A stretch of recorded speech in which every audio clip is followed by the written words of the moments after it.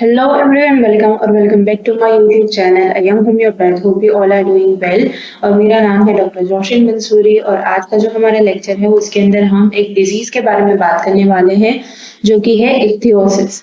ठीक है, इक्थियोसिस जो है वो अभी जो विंटर्स चल रहे हैं या फिर तो कुछ एरियाज जो हैं वहां पर विंटर्स थोड़े से कम हो गए। ठीक है, तो ठंडी थोड़ी कम हो गई है बट स्टिल जो इक्थियोसिस है वो बहुत सारे लोगों को होता रहता है और हम इस चीज को जस्ट सिंपल ड्राइनेस समझकर छोड़ देते हैं। ठीक है, और क्लिनिकल पॉइंट ऑफ व्यू से अगर देखा जाए तो अभी का जो टाइम चल रहा है उसके अंदर क्लिनिक के अंदर ऐसे केसेस बहुत आते हैं कि जस्ट भाई मुझे ड्राइनेस है।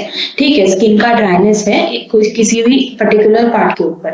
राइट, तो इसके ऊपर हम अच्छे से बात करने वाले हैं। जो इक्थियोसिस है उसके कुछ टाइप्स रहते हैं, उसके अंदर से आज हम इसका पहला टाइप पढ़ने वाले हैं। उसके साथ साथ लास्ट में मैं आपको होम्योपैथिक ट्रीटमेंट भी इसकी बताऊंगी। ठीक है, जो मेडिसिन हम होम्योपैथी में यूज करते हैं to treat the ichthyosis, right, वो चीज मैं आपके साथ डिस्कस करूंगी। तो सबसे पहले हम ये जान लेते हैं कि इक्थियोसिस होता क्या है। राइट, तो it is kind of skin disease. सबसे पहली चीज है ये स्किन की डिजीज है, it is not the just simple dryness of skin. Right, तो स्किन की एक पूरी पूरी डिजीज है। उसके साथ साथ एक ऐसी डिजीज है तो ये हमारी ना जो ऑटो इम्यून हेरिडिटरी टाइप की डिजीज है। ठीक है, तो सिंपल सी बात है कि जो पर्सन होता है जो पेशेंट है उसको या तो बचपन से ही ये कंडीशन होगी।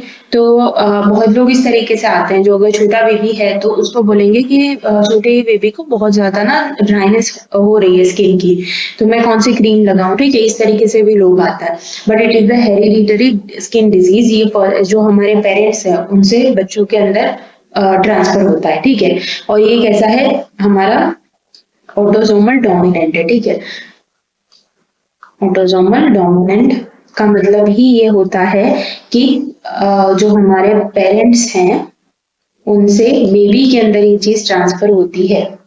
राइट, तो आपने जब भी ऐसा कोई केस आता है तो साथ ही साथ जो पेरेंट्स की हिस्ट्री है, फैमिली हिस्ट्री है, वो भी ले लेनी है। ठीक है, और अगर हम इसका वर्ड मीनिंग देखने जाए इकाइडोसिस का, तो इसका मतलब ही ये होता है कि स्किन लाइक फिश है, फिश जैसी स्किन हो जाना। जैसे तुम यहाँ पर देख रहे हो ये सारे पिक्चर्स जो हैं वो डिफरेंट डिफरेंट टाइप्स ऑफ हमारे इकाइनोसिस के हैं। ठीक है, तो यहाँ पर पहले अगर तुम फिगर देख रहे हो तो इसके अंदर भी जो स्किन का फॉर्म है वो थोड़ा बहुत आपको फिश के जैसा दिखेगा।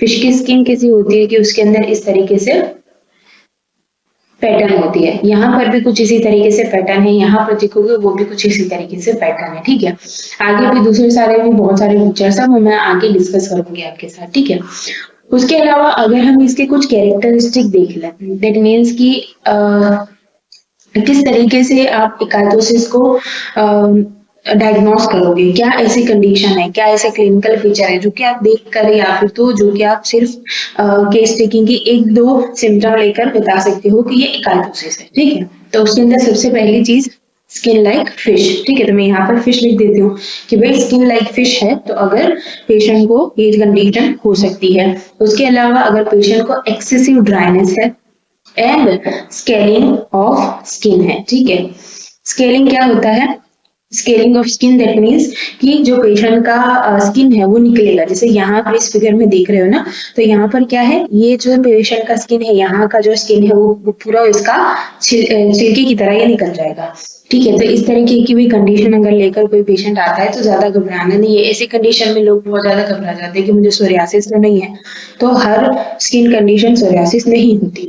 ठीक है, अगर उसके साथ साथ ड्राइनेस है, फिश लाइक अपीयरेंस है, इतना बड़ा एरिया अगर इफेक्टेड है, छोटा एरिया भी अगर है, जैसे यहाँ देख रहे हो ये छोटा एरिया इफेक्टेड है बट स्टिल यहाँ पर जो है वो एक पर्टिकुलर पैटर्न है।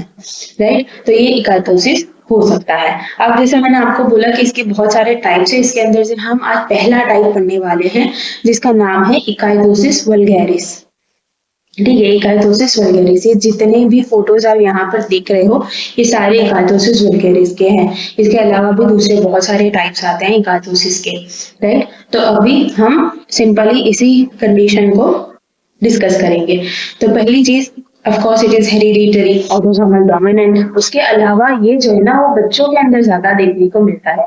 चिल्ड्रंस के अंदर ये चीज ज्यादा देखने को मिलती है, और खास करके 1 से लेकर 4 साल के जो बच्चे हैं उनके अंदर ये कंडीशन ज्यादा देखने को मिलती है। बट नाउअडेज ऐसा हो सकता है कि अगर किसी बच्चे को अच्छी ट्रीटमेंट ना मिली हो तो उसके बाद ये आगे जाकर, जैसे अर्ली अर्ली हमारा चाइल्डहुड है, सॉरी अर्ली एडल्टहुड है, which is 15 to 25 years of age, 20 years of age, ठीक है, तो उनके अंदर भी ये चीज देखने को मिल सकती है, राइट। उसके अलावा इसके भी कुछ कैरेक्टरिस्टिक है, मतलब कि इसका कुछ लोकेशन वगैरह है, वो मैं आपके साथ डिस्कस कर लेती हूँ, ठीक है। लोकेशन के अंदर अगर देखने जाओगे ना तो like all over the body ये कहीं भी इफेक्ट हो सकता है, ऑल ओवर द बॉडी, लेकिन ज्यादा डोमिनेटिंग, ज्यादा किस जगह पर ये कंडीशन ज्यादा होती है, तो ट्रंक है हमारा, एब्डोमेन है पूरा का पूरा, एंड बैक, राइट। तो जो आगे का बॉडी का फ्रंट का मेजोरिटी ऑफ द पार्ट और बॉडी का पीछे का majority of the part was affected by this particular thing, right. उसके अलावा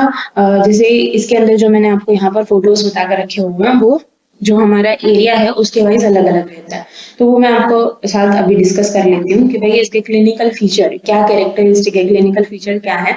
यहाँ पर भी ड्राइनेस रहेगा, स्केलिंग रहेगा, लेकिन इसका जो कलर होता है which is dirty brown colour की स्किन हो जाती है। जैसे आपने इन दोनों ऊपर वाले दोनों जो पिक्चर्स है उसके अंदर देखोगे तो यहाँ पर भी जो छोटे छोटे से फॉर्म है, राइट, छोटे छोटे से यहाँ पर जो फिश लाइक के स्किन बन गई है वो डर्टी ब्राउन कलर की है। यहाँ पर तो आपको क्लियर कट पता चल रहा है, राइट। तो भाई डर्टी ब्राउन कलर की अगर स्किन हो जाती है, उसके साथ साथ फिश जैसी स्किन है, और जैसे कि ये एंगुलर है, एंगुलर का मतलब होता है जो एंगल बनाता है, ठीक है, एंगुलर दैट मीन्स की जो एंगल बनाता है।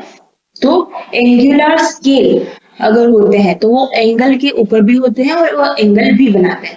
अब एंगल के ऊपर का मेरा मतलब क्या है, जैसे कि आपका रहेगी क्यूबाइटल फोसा है, ठीक है, क्यूबाइटल फोसा, या फिर तो नीचे चले जाओ, लोअर लिम्ब के अंदर चले जाओ तो पोप्लीटियल फोसा है, ठीक है, पोप्लीटियल फोसा है, तो वहां पर एंगल्स हैं, ठीक है। जैसे हमारा क्यूबाइटल फोसा है उसके अंदर इस तरीके का एंगल है, जो हमारा पोप्लीटियल फोसा है उसमें इस तरीके का एंगल है।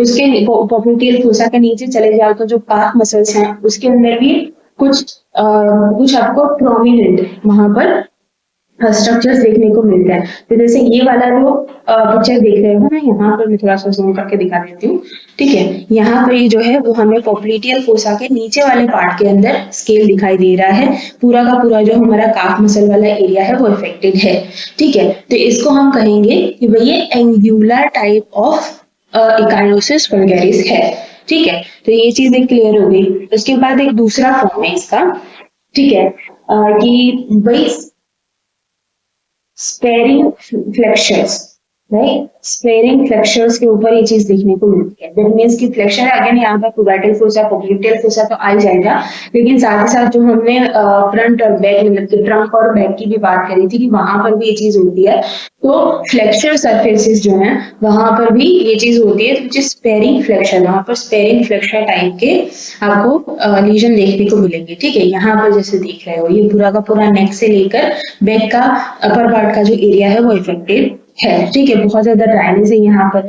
अगर यहाँ पर मैं थोड़ा सा जूम करूंगी तो यहाँ पर अगर तुम देखोगे तो इतने ज्यादा तुम्हें एंगल्स दिखाई नहीं देंगे जितने यहाँ पर दिखाई दे रहे हैं, बट ये जो स्किन है वो हम, जैसे कोई ओल्ड पर्सन होता है तो उसकी स्किन कैसे एकदम खिंच जाती है, रिंकल्स मिल जाते हैं उसके ऊपर, तो इस तरीके का फॉर्म यहाँ पर देखने को मिल रहा है। So it is clear cut presentation of echinosis, right.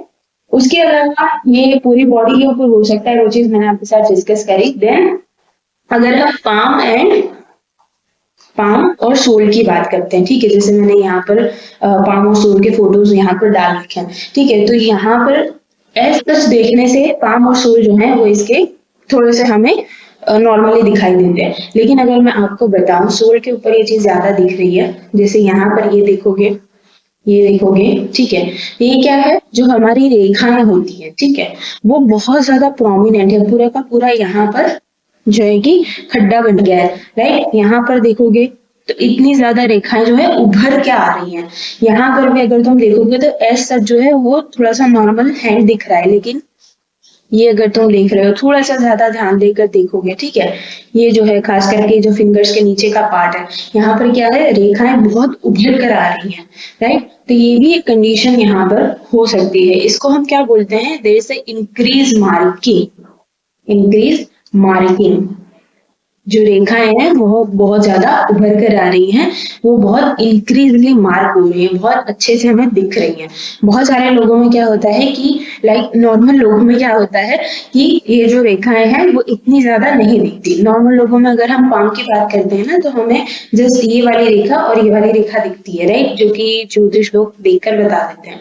लेकिन यहाँ पर आप देखोगे तो बहुत ज्यादा सारी ही रेखाएं हैं, बहुत डोमिनेटली हमें दिख रही है, ठीक है।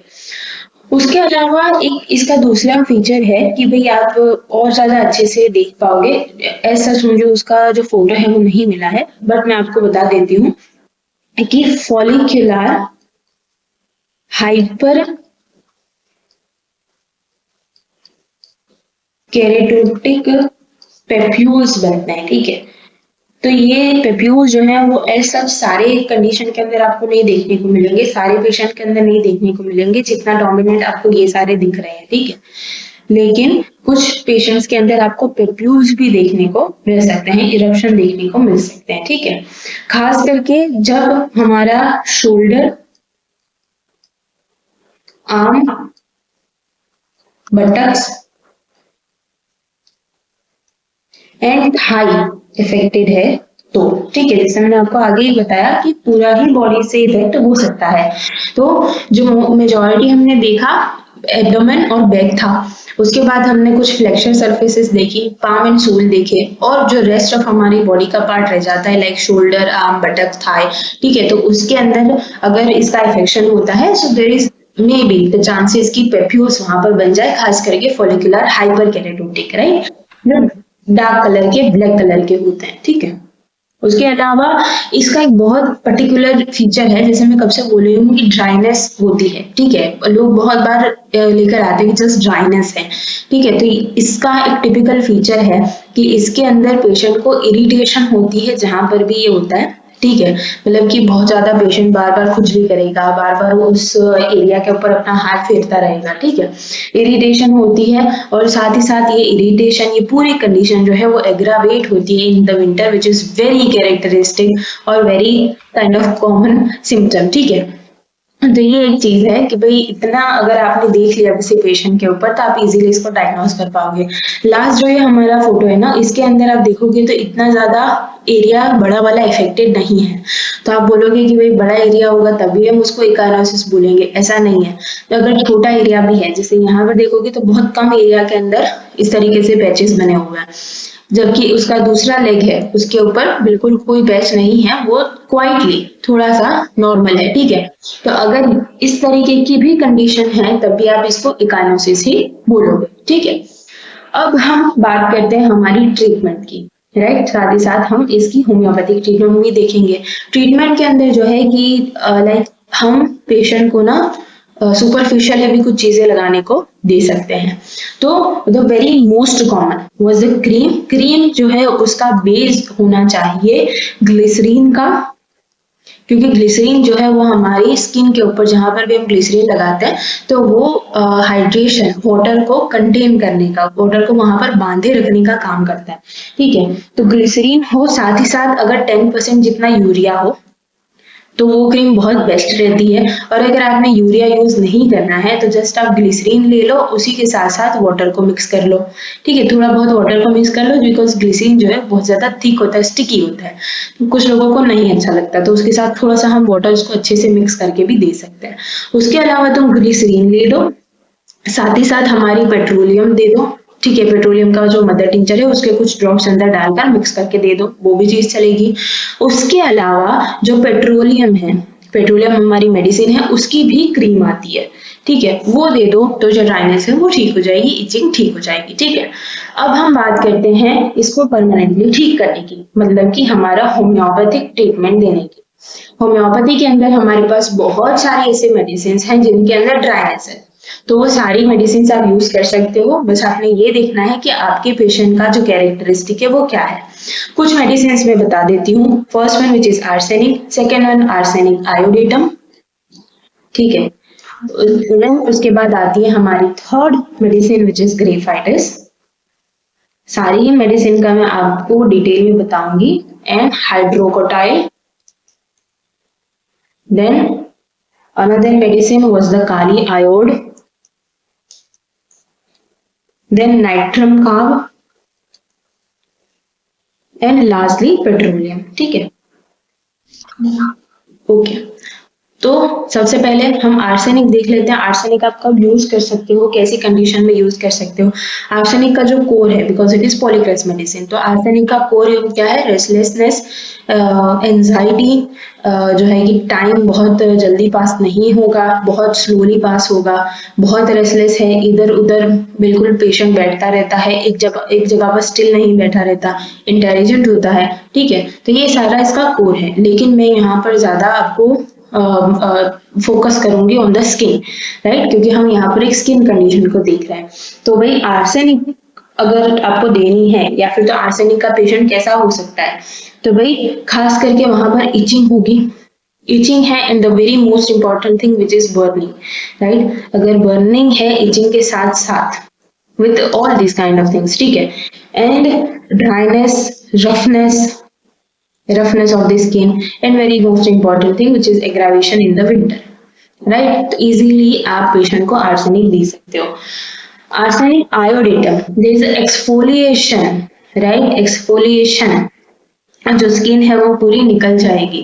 जैसे मैंने आपको आगे भी बताया कि जो एंगुलर वाला फॉर्म था उसके अंदर से स्किन निकलती है, स्केलिंग होता है, राइट, स्किन बिल्कुल एक्सफोलिएट हो जाती है, ऐसी कंडीशन है। Then you can think about arsenic iodine.